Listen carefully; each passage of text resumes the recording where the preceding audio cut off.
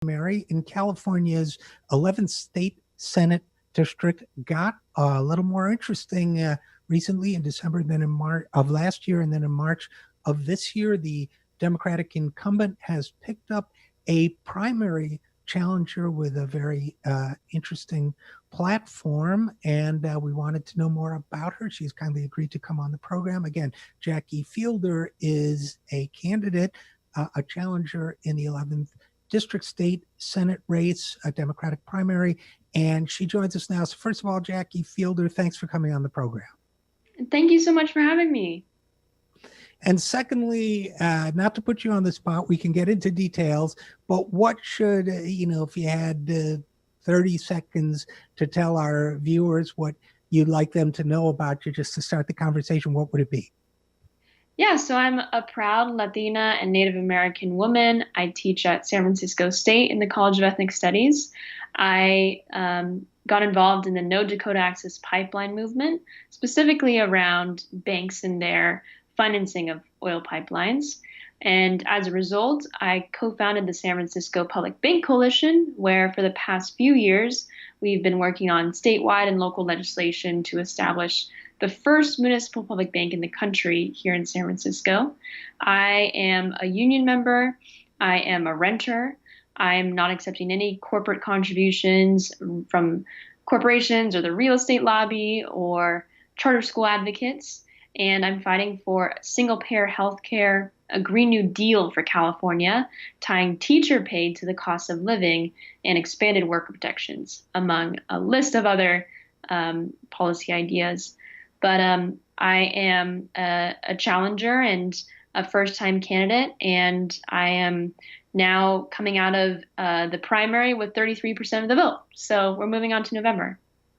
So your district, or who would become your district, however you want to look at it, is the 11th district, which if I recall correctly, is San Francisco County and maybe a little down the peninsula into San Mateo County too. Is that right? Right. So it's all of San Francisco. It's larger than our congressional district. Every single state Senate district in California has approximately 1 million people, and we have 40 million people, so we have 40 senators. This district is all of San Francisco, Daly City, Colma, and parts of northern South San Francisco. So there is currently a Democratic incumbent there. So I guess, we can go into more into your policies, which sound great and all that. But I guess question number one, you must have heard a million times, is there's an incumbent there named Scott Wiener. He's finishing out his first term. Why are you challenging Scott Wiener? I guess would be the obvious first question. Yeah, so one is 2 years ago, he sided with the biggest corporations in San Francisco and arguably the country against a small tax to fund housing and supportive services for homeless people. But we, the voters, overwhelmingly support it, and we could really use that money right now. The thing is, it got caught up in the courts because it didn't reach a two-thirds threshold. Had he and others supported it, we might not be in that position now, especially with coronavirus. He also gets more funding from the real estate lobby than any other California politician in the legislature.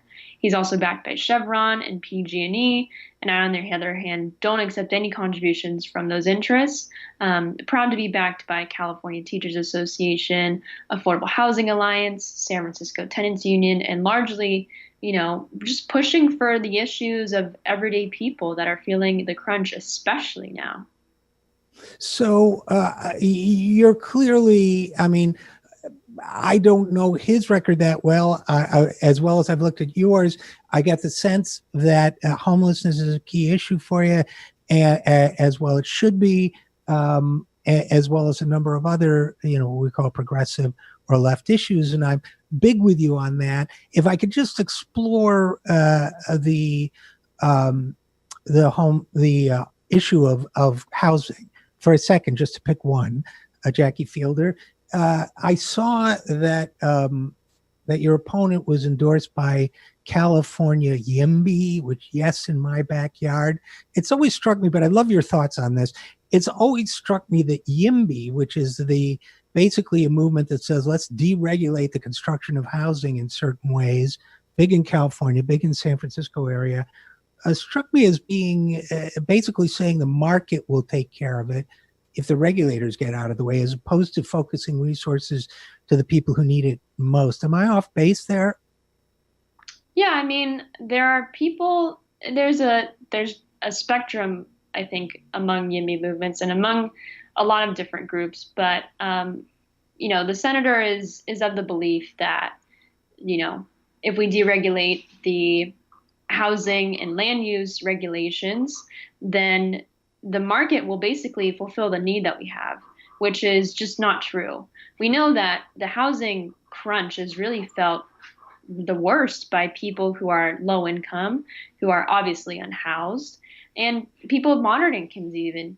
And so when we talk about market rate housing, a lot of that is out of reach for most Californians. And a lot of the deregulation bills that he has been championing, specifically SB 50, the majority of the housing that would be built under those bills, those deregulation bills, are not going to be affordable for most people. So I used to live in the Bay Area many years ago. I visit there often. I've seen a change over the years.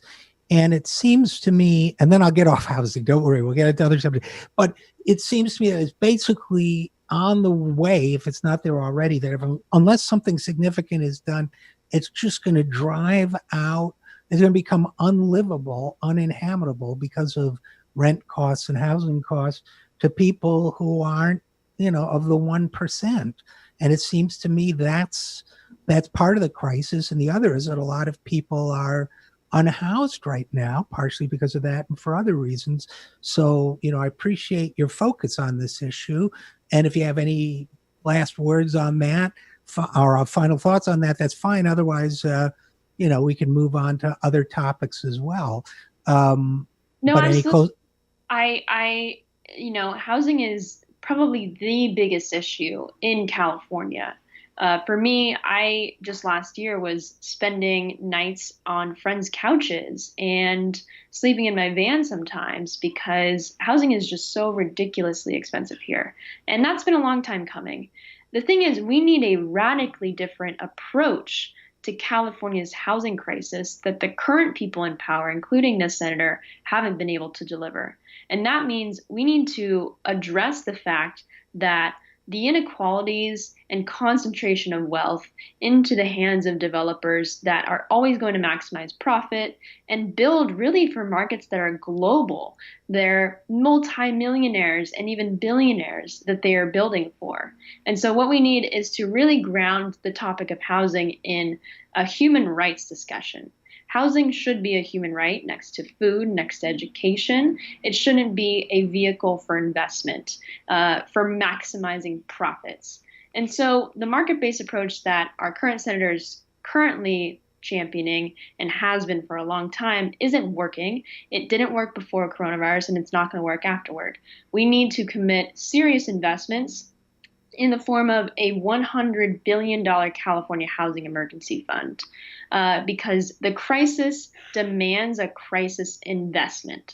So we need that. We need to also, with that funding, take 200,000 units off of the speculative market entirely, build 100,000 new, deeply affordable units for people on the lower income spectrums. We also need universal rent control and tenant protections to allow cities to protect their tenants from price gouging and displacement that we are no doubt going to see much more of come the lift of the shelter in place. We also need a right to counsel that's universal, which is proven to deter the increasing eviction rates here in San Francisco and in New York. We need a lot more other things like an anti-displacement act to check displacement and gentrification. We need to legalize public housing, which is actually something that I agree with on the senator on. But we also need autonomous funding for community planning so that communities can participate in land use decisions and advocate for the housing that they actually need. And again, we're talking to Jackie Fielder, a candidate in San Francisco for state Senate in the Democratic primary. And speaking of the crisis, I'm looking at an article from the San Francisco Examiner dated May 3rd candidates switch gears during coronavirus campaign season. You have basically been using your campaign, if I read this article correctly, not only to run for state senate, but as a platform for helping people with through the coronavirus crisis. Am I getting that right? Yeah, I mean, what we've seen with coronavirus is that largely low-income communities that are unable to, one, safely socially distance, but two, really they literally can't afford to not work right now. And so they continue to serve essential jobs, maybe in retail, maybe in frontline and public works, and other occupations that are essential. And so those people are putting their lives on the line for their own sake, but also for the sake of our whole system to continue running. And so we really need to honor the fact that these racial and economic disparities exist.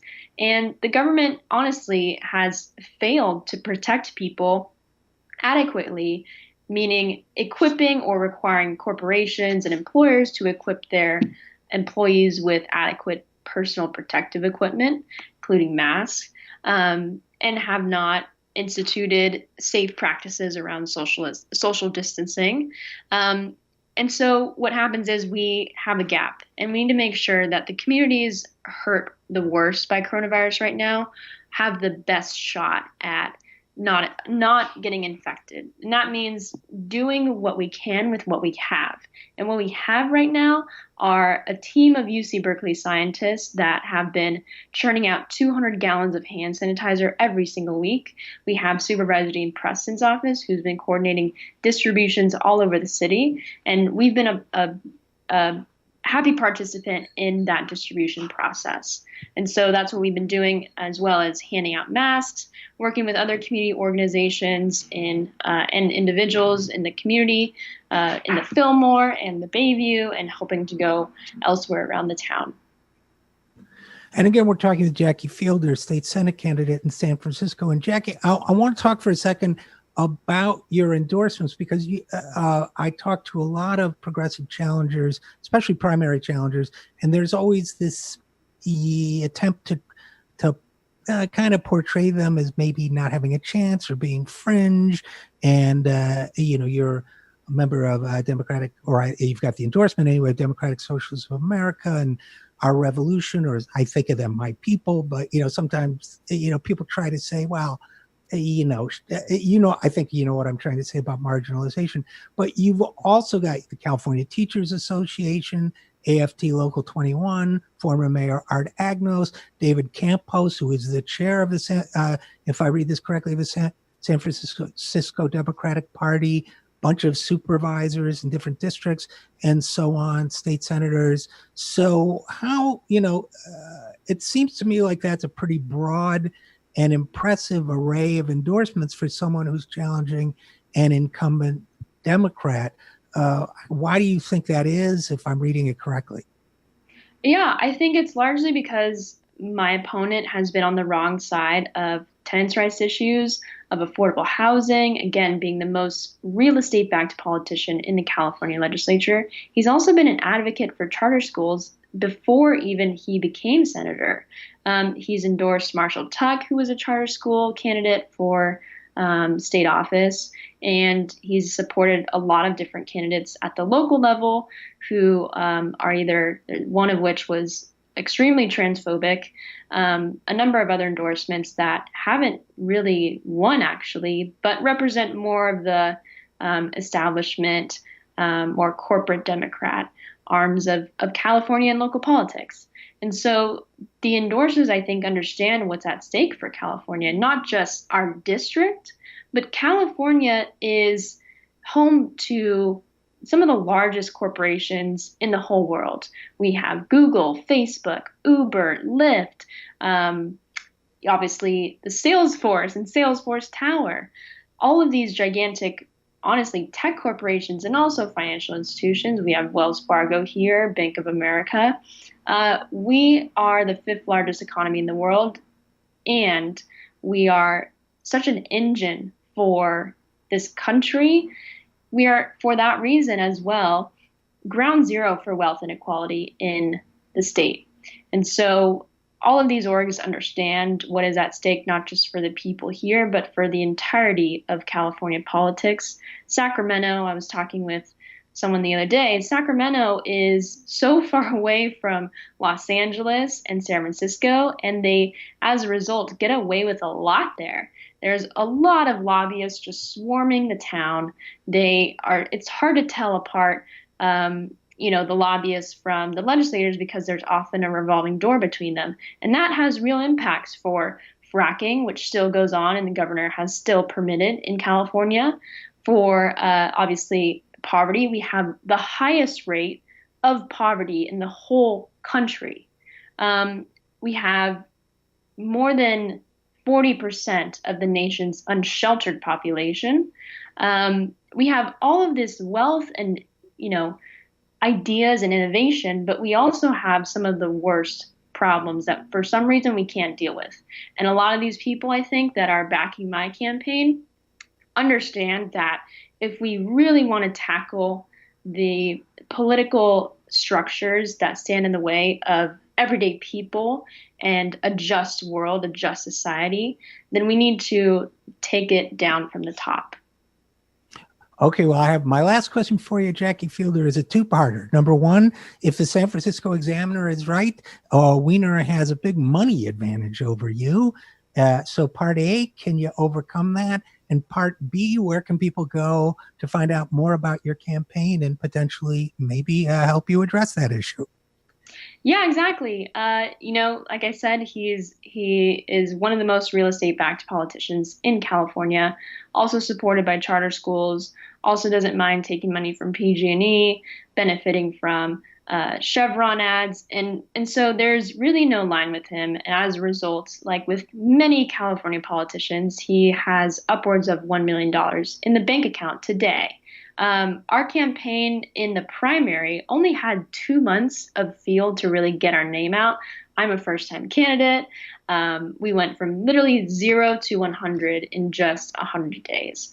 And with that, we were able to get 99,000 votes. Again, because it's a gigantic district, we got 33% of the vote. My opponent received something like 56% of the vote, which is not a mandate to govern. And on top of all that, we were outspent 5-1.